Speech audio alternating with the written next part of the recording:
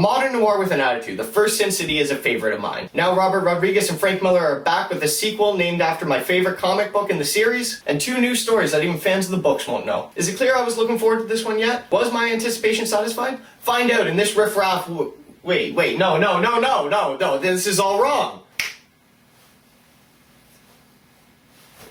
Much better. Find out in this hard-boiled Riff Raff review.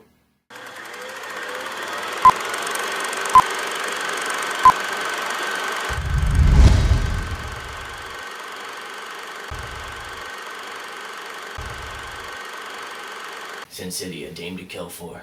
Seriously, my whole review is going to look this way. So just like the first Sin City, A Dame to Kill For is a series of vignettes depicting the life of crime and corruption that is Sin City. The first one follows a new character to the Sin City universe called Johnny, played by Joseph Gordon-Levitt. He's a gambler who can never lose. Seriously, it's like a superpower or something. After winning a game of poker against Senator Rourke, played by Powers Booth, Johnny learns that there are just some people in Sin City you do not gamble with. The second story is A Dame to Kill For. It's the only story lifted directly from the comics. This was the reason I was going to see this movie. Yes, new Sin City stories are awesome, but after the original film inspired me to track down the original comics, I learned that A Dame to Kill For is my favorite story. So I was like really excited to see this on the silver screen. Anyways, this story follows Dwight, played by Josh Brolin. Move over, Clive Owen. You might remember references in the first film about Dwight's new face. Well, this is the story of what happened to his old face and how he got his new one. The last story takes place 4 years after the final events of the first film, and focuses on Jessica Alba's Nancy's inability to cope with the death of her knight in shining armor, John Hardigan. Spoiler alert. Nancy's a total mess. She's drinking and shooting guns on stage and is apparently haunted by the ghost of John Hardigan. Figuratively and maybe literally? It's kinda hard to say.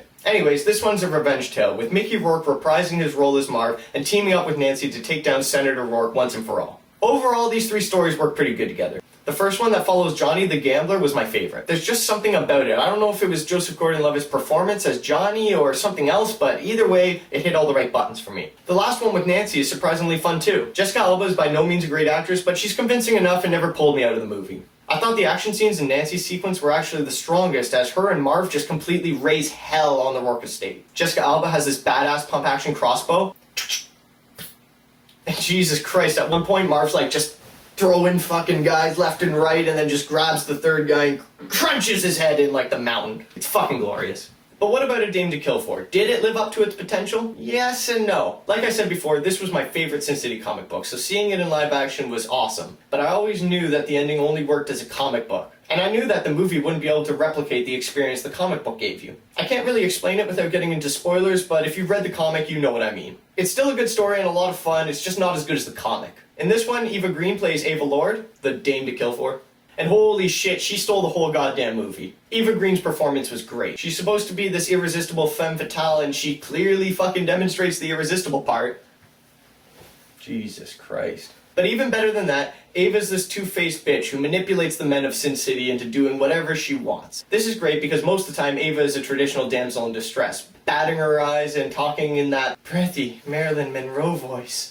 But as soon as she picks up a gun, her voice changes to this raspy, harsh, classic noir sound, and it's just great. I should have thought this was cheesy. I should have laughed at it like I laugh at Christian Bale's Batman voice. But somehow, Eva Green pulled it off and made Ava Lord even more threatening than in the original comics. Now, I want to talk about Marv for a second. Mickey Rourke's character appears in all 3 stories, and he plays a substantial role in 2 of them. And god damn it do I love this character. He's a psychopath with a moral code, and if that wasn't fun enough, he's also one of the only people in Sin City who appears to have a superpower. I still don't really understand if he's supposed to be superhuman or just really tough. Like, really, really fucking tough. But I don't care. He's fun in every scene he's in, and while he doesn't get a full vignette, he's in it often enough and he's just way too much fun. Lastly, do I even have to mention that this movie's super stylish? It is a visual treat. 90% of the film is in black and white with splashes of color littering the computer-generated city. Characters get cut to pieces and blood shoots out in every direction. The action's just way over the top, and the film noir-style narration is cheesy but a lot of fun. So Sin City, A Dame to Kill For. It's super stylish, it's super violent, it's super...